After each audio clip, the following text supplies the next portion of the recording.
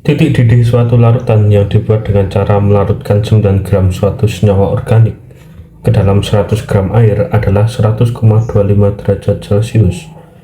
Jika Kb dan Kf air masing-masing adalah 0,5 dan 1,86 derajat Celcius per molal, maka titik beku larutan tersebut adalah terdapat 100 gram air, kemudian ditambahkan ke dalamnya 9 gram suatu senyawa organik. Air murni, air itu memiliki titik didih 100 derajat Celcius dan titik beku 0 derajat Celcius. Ketika ditambahkan ke dalamnya suatu zat larut sehingga terbentuk larutan, maka titik didihnya itu akan lebih besar dari 100 derajat Celcius dan titik bekunya itu kurang dari 0 derajat Celcius, mengalami yang namanya kenaikan titik didih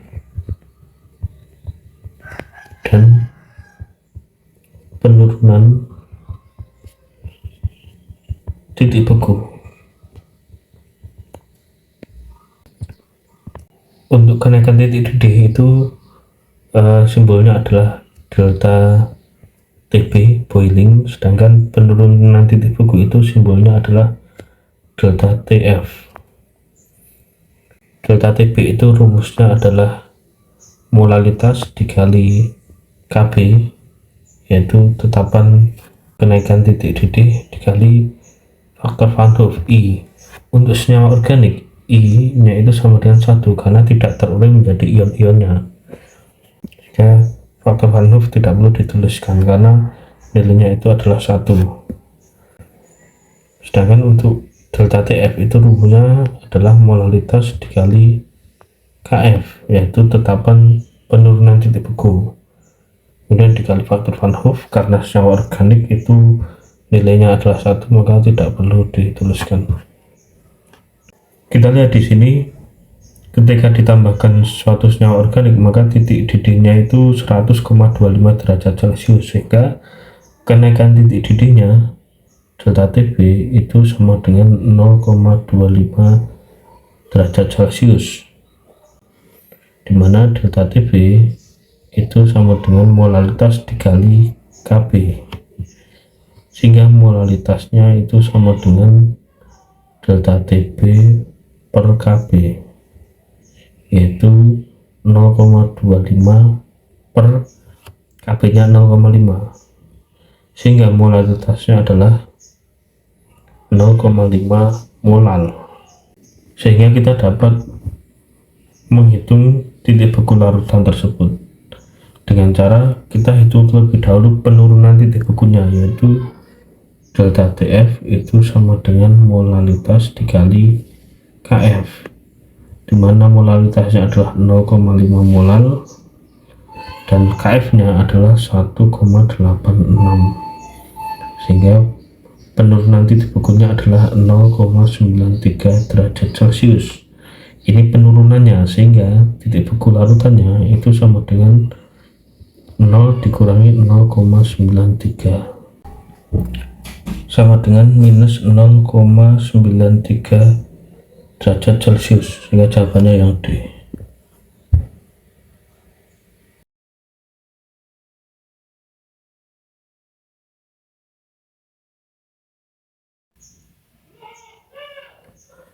Seorang siswa membuat larutan asam lemah Ha konsentrasi 1 molar.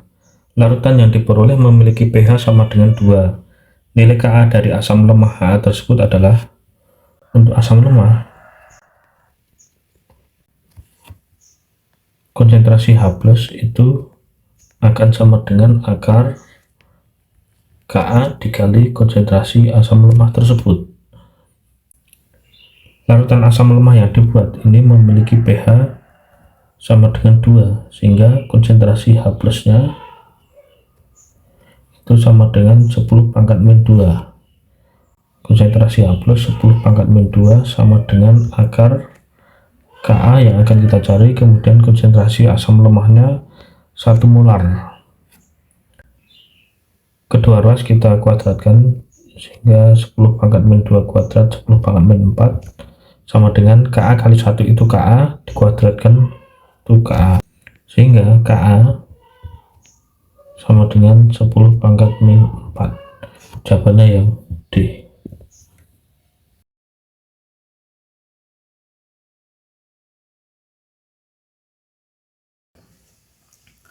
Oksidasi 2 propanol akan menghasilkan senyawa. Propanol itu adalah alkohol. Alkohol dapat dibedakan menjadi alkohol primer, alkohol sekunder, dan alkohol tersier. Alkohol primer ketika dioksidasi ini akan menghasilkan aldehid. Kemudian oksidasi berlanjut menghasilkan asam karboksilat. Alkohol sekunder dioksidasi akan menghasilkan keton. Dan alkohol tersier ini tidak dapat dioksidasi. Kita lihat 2 propanol strukturnya, yaitu CH3, CH ini OH, CH3. 2 propanol adalah alkohol sekunder karena OH-nya terikat pada C sekunder, yaitu C yang mengikat 2 C lainnya. 2 propanol ketika dioksidasi akan menghasilkan suatu keton. Kita lihat opsi A. 2 propanol ini adalah aldehid, yang B aseton ini keton, yang C propanol ini aldehid, sehingga opsi A salah, opsi C juga salah. Yang D asam propanol ini asam karboksilat, ini juga salah. Yang E butanon ini adalah keton. Kita lihat 2 propanol C nya 3 sedangkan butanon ini C nya 4, sehingga jawabannya tidak mungkin butanon, ya jawaban E salah, sehingga jawabannya adalah aseton. Aseton ini strukturnya seperti ini, CH3CO CH3, dan ini adalah merupakan hasil oksidasi dari 2 propanol. Jawabannya yang B.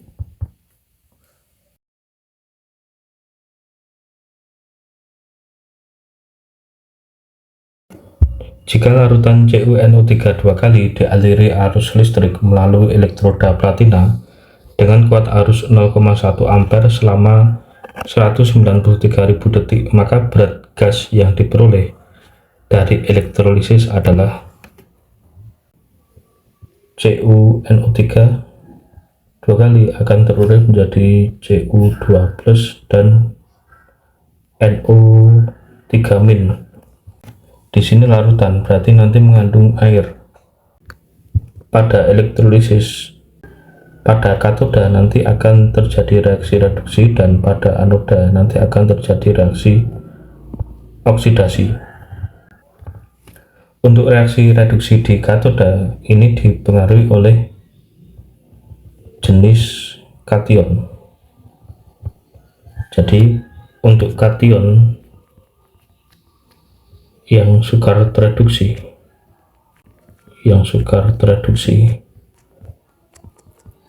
maka yang akan tereduksi adalah air. Air akan tereduksi. Contoh kation yang sukar tereduksi adalah kation-kation logam golongan 1A, kemudian golongan 2A, kemudian Al dan Mn. Cu2+ ini adalah kation yang mudah tereduksi.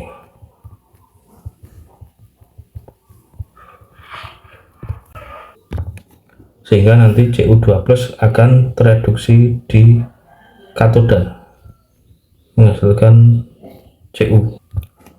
Untuk reaksi di anoda ini tergantung pada jenis elektroda dan juga jenis anion. Kita lihat elektroda yang digunakan adalah elektroda patina. Ini adalah elektroda yang inert. Jika menggunakan elektroda tak inert, maka yang akan tereduksi adalah elektrodanya. Elektroda teroksidasi. Elektroda akan teroksidasi.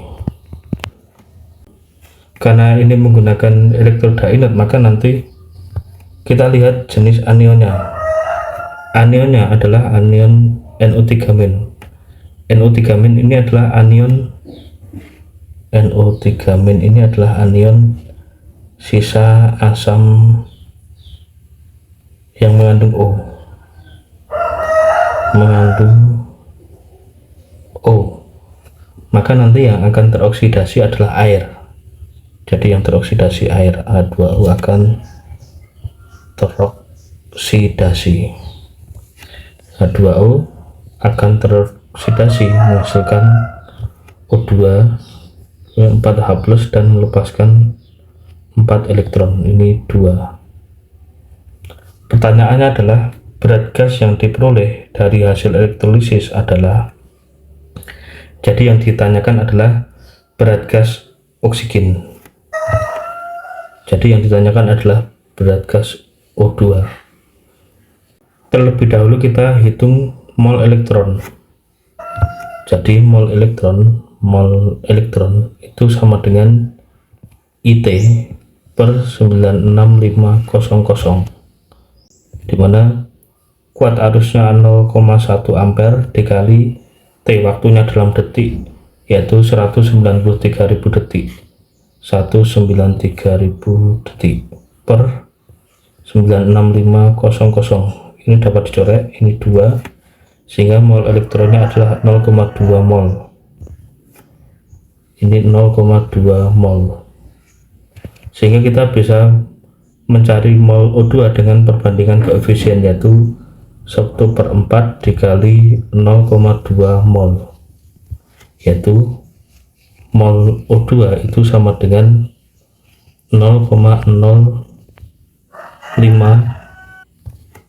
mol, sehingga massa O2 itu sama dengan 0,05 mol dikali MrO2, yaitu 32 gram per mol, sehingga didapatkan massa dari O2 adalah 1,6 gram, sehingga berat gas yang diperoleh dari elektrolisis adalah 1,6 gram. B.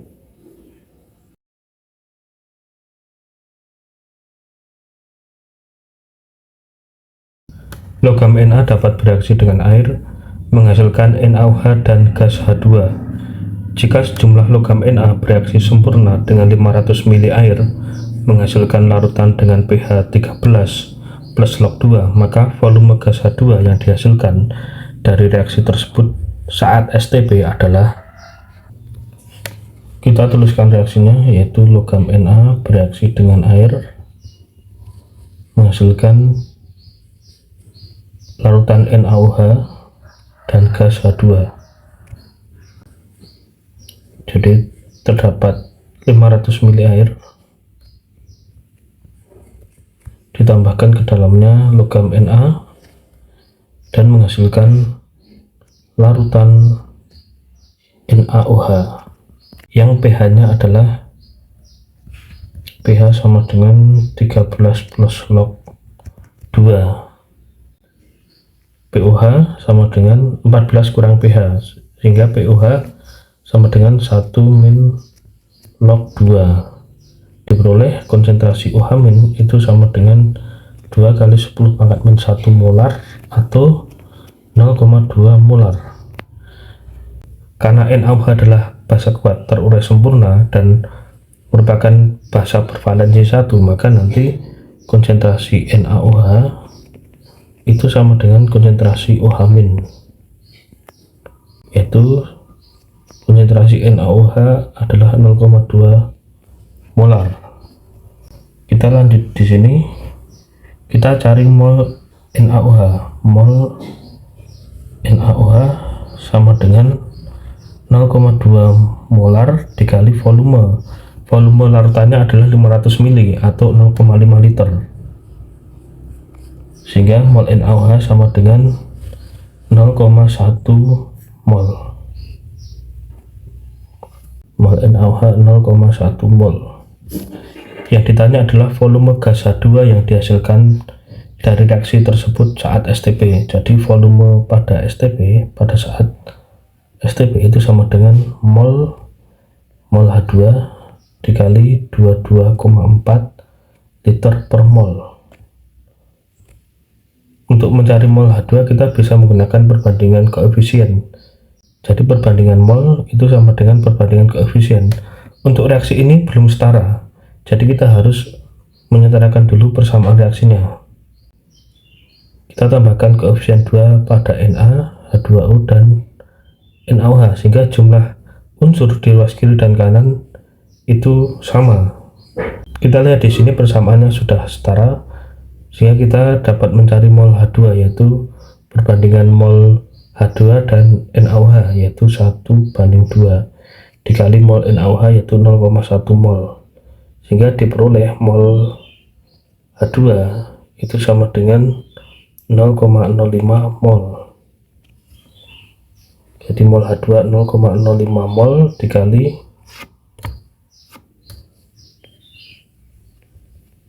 22,4 liter per mol, yaitu sama dengan 1,12 liter. Jawabannya yang A.